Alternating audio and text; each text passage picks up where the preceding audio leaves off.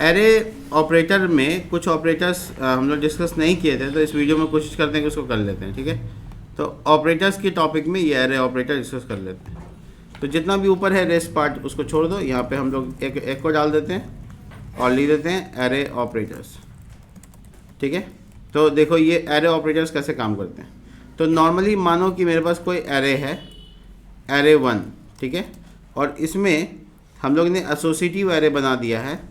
1 ए में मान लो 1 है, बी में मान लो 2 है, ये 2 वैल्यू है, और दूसरा एक और ऐसे बनाते हैं जिसमें सी में 3 और डी में 4 है, यानी 2 एसोसिएटिव एरे बन गया। अब जब हम इसको एको करते हैं, प्रिंट करते हैं, अब प्रिंट करते हैं तो बेसिकली हम लोग यहाँ पर इसको $array1 प्लस $array2 ऐसे डालते हैं अगर इस तरीके से। तो 2 एसोसिएटिव एरे आपस में जब हम ऐसा किया तो आउटपुट में मुझे क्या मिला, ओ सॉरी प्रिंट आर, ये तो पॉसिबल ही नहीं है।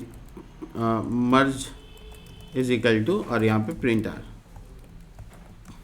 तो मर्ज। तो तुम नोटिस कर रहे हो कि एक एरे मर्ज होकर चारों वैल्यू एक साथ आ गया, यानी बेसिकली 2 एक अलग एरे का था, 2 एक अलग एरे का था, ये आ गया। इसको न्यूमेरिकल एरे से ट्राई नहीं करना है, ठीक है। तो हम न्यूमेरिकल एरे से ट्राई करके दिखाते हैं क्या होगा। 1 2 3 4, ठीक है। ये वाला मेथड नहीं काम करेगा, तरीका है, इसको भी मर्ज कर सकते हैं। 5 6 7 8, देखो अब हम जब मर्ज कर दिए तो उसके बाद भी कितना डेटा आ रहा है, पहला एरे का ही आ रहा है और बाकी नहीं आ रहा है। तो ये बेसिकली मर्ज करना नहीं है इस तरह से। अगर आपको न्यूमेरिकल एरे है और आपको मर्ज करना है तो एरे अंडरस्कोर मर्ज नाम का एक फंक्शन होता है जिसमें पहला एरे का नाम और दूसरा एरे का नाम, देखिए। तो जब आपको एरे न्यूमेरिकल एरे है या इंडेक्स एरे है तब आप प्लस का इस्तेमाल नहीं कीजिएगा, आपको इस्तेमाल तब कर लेना है एरे मर्ज का। लेकिन अगर आपके पास अगर है ना यहाँ पर एसोसिएटिव एरे, तो आप आराम से मर्ज कर सकते हैं और उसको प्लस से ही कर सकते हैं, जो कि मैंने आपको ऑपरेटर के तौर पे बताया है। तो ये एसोसिएटिव एरे से आएगा। इंडेक्स एरे में जब जाना है अगर आपको, तो आपको बहुत सिंपल है कि आप उसको फॉलो कर लीजिए। ये एरे अंडरस्कोर मर्ज फंक्शन, ये देख सकते हैं आप, इसमें पहला एरे और दूसरा एरे, तीसरा जो आउटपुट आएगा वो एरे के फॉर्म में आएगा।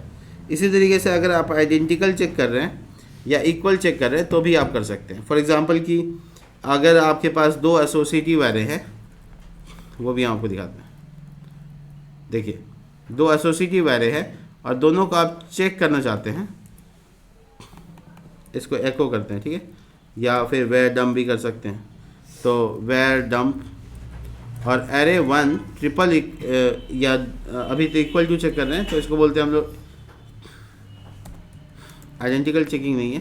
देखो आ रहा बुलियन फॉल्स, ठीक है, मैं थोड़ा BR लगा देता हूँ ऊपर वाला में, देखो बुलियन फॉल्स। इसका मतलब क्या हुआ, इसका जो दोनों को चेक किया है दोनों आपस में बराबर नहीं है। एक काम करते हैं कि यहाँ पे भी A1 लिख देते हैं, जो एरे है दोनों सेम कर देते हैं, इसको भी B2 कर देते हैं। अब तो दोनों सेम हो गया, तो अब क्या आउटपुट आ रहा है, ट्रू आ रहा है। यानी ये बता रहा है कि ये जो एरे का वैल्यू है और ये जो एरे का वैल्यू है दोनों सेम है। लेकिन एक ग्लिच है छोटा सा, सुनो क्या। अगर हम ये न्यूमेरिकल 2 दे दें और इसका वैल्यू यहाँ पर 1 दे दें न्यूमेरिकल, तो अभी भी सेम है, देखो सेम है। तो इसको डेटा टाइप को भी चेक करने के लिए आपको 3 बार इक्वल टू, और आप बोल देगा फॉल्स।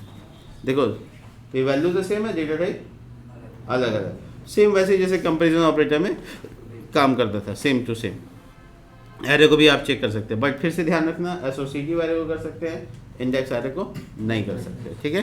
तो इस तरह के ऑपरेटर्स जो है एसोसिएटिव एरे के साथ काम करते हैं। मिलते हैं नेक्स्ट वीडियो में, तब तक के लिए बाय।